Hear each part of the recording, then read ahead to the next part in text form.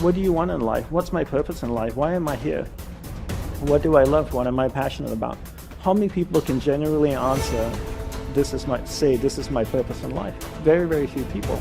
Once you're clear with your purpose, you know what to concentrate on, and you know what to direct your finite amount of energy towards.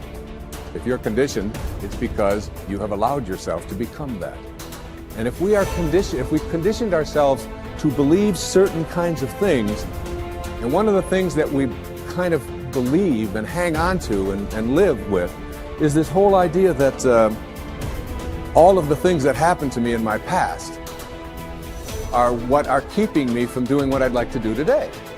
So we hang on to these things and we fill ourselves with blame.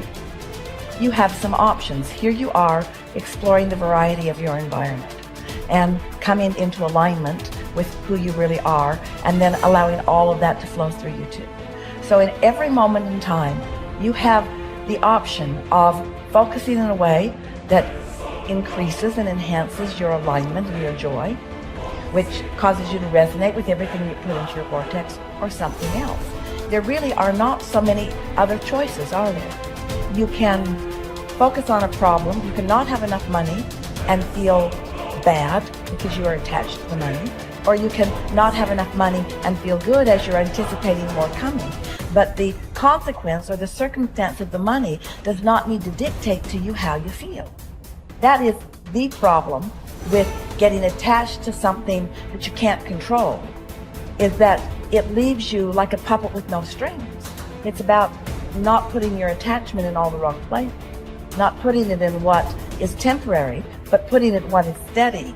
And then in that steady attachment or alignment, then you can just flow it to whatever is currently in your now, flowing through your experience. You can't give away what you don't have. People who are not good at giving away love can't give away love because they don't have it to give away. If I want to give you a dozen oranges, I can't give you those dozen oranges unless I go out and pick up 12 oranges someplace. Otherwise, all it is just empty rhetoric. And the same thing is true of virtually everything in your life. You can't give away love for others if you don't have love in here to give away. If what you have in here is contempt, if what you have in here is anger, if what you have in here is fear, then these are the things you're going to be giving away in your life. Every one of you are drawing a picture with your life. You're the artist. Your hands and your feet are the paintbrushes. And the choices and decisions you're making right now are the paint strokes. You can paint whatever picture you want to paint. You can become whatever you want to become. But your choices and decisions that you're making right now matter. You got to have the grit and the tenacity to push forward and give it a little bit more than what you have right now. Don't wait for the perfect timing. The perfect timing is never going to come because there's no such thing as perfect. There's never going to be a day where you wake up and you're like, this is the perfect day for me to finally change. All the things have lined up. My inbox is completely clear. I have nothing to do today. There's no distractions. The kids are finally perfectly on their own. Oh my gosh, my husband or wife is finally perfect on their own. Everybody is healthy around me. Everything is just perfect. The day is sunny and bright. And oh my gosh, look at all this gold that just happened to appear in front of me. It's not going to happen like that. You need to say, okay, there is never going to be a perfect time, so you need to set a D-Day. Literally, a day in which you say, that's the day. And then you need to marshal all of your motivation, all of your ability to learn and develop skills as fast as you can before that day. But when that day comes, that's D-Day. That's the day that you go. That's the day that you quit. And that has to be a real date for you. I mean, mark it on the calendar. That's the day you quit the thing. That's the day you walk out.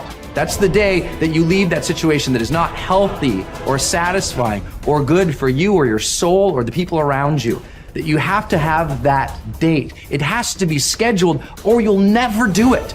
You'll just keep saying, oh, you know, one day things are gonna be, you know, the people who say one day, they end up at the end with a collection of days that were so far from perfect that they're in a state of misery now. They never landed in the land of their dreams because they were always marching in something that was miserable to them, right? At some point, The only way that life changes is that you change your course.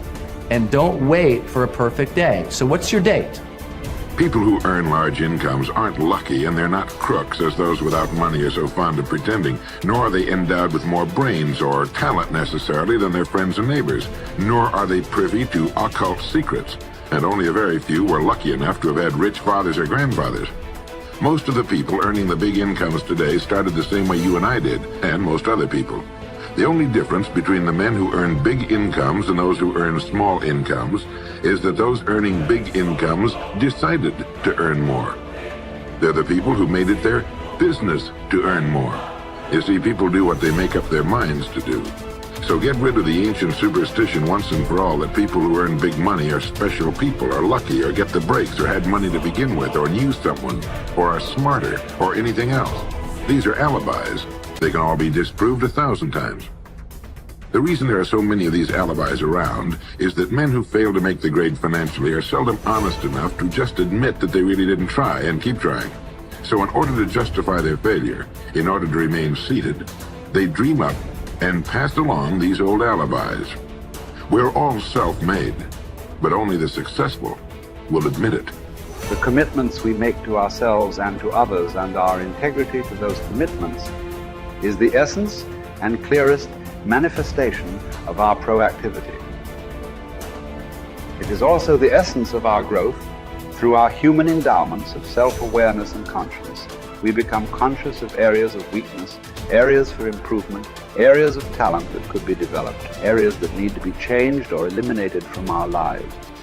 Then, as we recognize and use our imagination and independent will to act on that awareness, making promises, setting goals, and being true to them, we build the strength of character, the being that makes possible every other positive thing in our lives.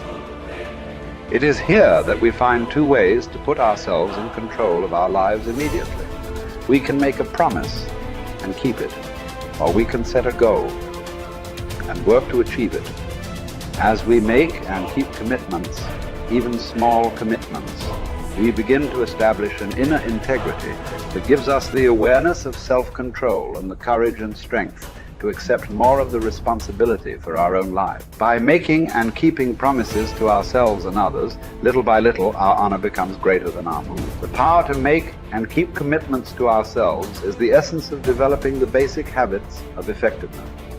Knowledge, skill, and desire are all within our control. We can work on any one to improve the balance of the three. As the area of intersection becomes larger, we more deeply internalize the principles upon which the habits are based and create the strength of character to move us in a balanced way toward increasing effectiveness in our lives. Get stronger. You can develop the muscle. You can develop the courage muscle.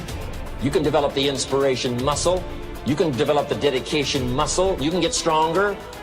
There isn't anybody here that can't get stronger. Next time we see you, may not even recognize you. How strong you're going to be able to become in language, in style, and personality, the ability to cope, the ability to handle with anything that happens, no matter what happens. And the third one is get better. We can all get better. I've gotten better. First talk I gave, I stood up, my mind sat back down. But here's the secret to my success. I stood up and did it again. Stood up and I did it again. And I did it again, and I did it again all those many years ago. I did it when I was scared, and I did it when I didn't want to, and I did it when I was ill. And I did it when it didn't work well, and I did it when they didn't appreciate it, and I didn't a lot of times when I didn't know much what I was doing. I just did it anyway. And now all these years later, I'm asked to walk on this stage with the greatest introduction I've ever had, greatest response and welcome I've ever had, the greatest opportunity I've ever had to touch this many lives with a mixture of words and heart and soul. I got better. I got better day by day and week by week and month by month, and I'm asking you to do the same thing until you can develop a long arm and a long reach, until you can develop influence that won't quit. Touch people next year you couldn't touch this year. Touch people now you couldn't touch before. Conduct a meeting now you couldn't conduct before. Heart and soul now mixed in there that wasn't there, missing before. I'm asking all of you to get better in spite of the winters, in spite of the downturn, the money downturn, the social downturn, the personal downturn, whatever it is. Just get stronger. Get better. The key is not to wish for a better winter, The key is to wish for more strength, more wisdom, more courage, get better, get wiser, get stronger. Today is another good day. Unlock the path to your best self. Discover the transformative power of the 12 happy life secrets. Embrace all of them and watch your happiness thrive. Remember, your happy life is an inside job.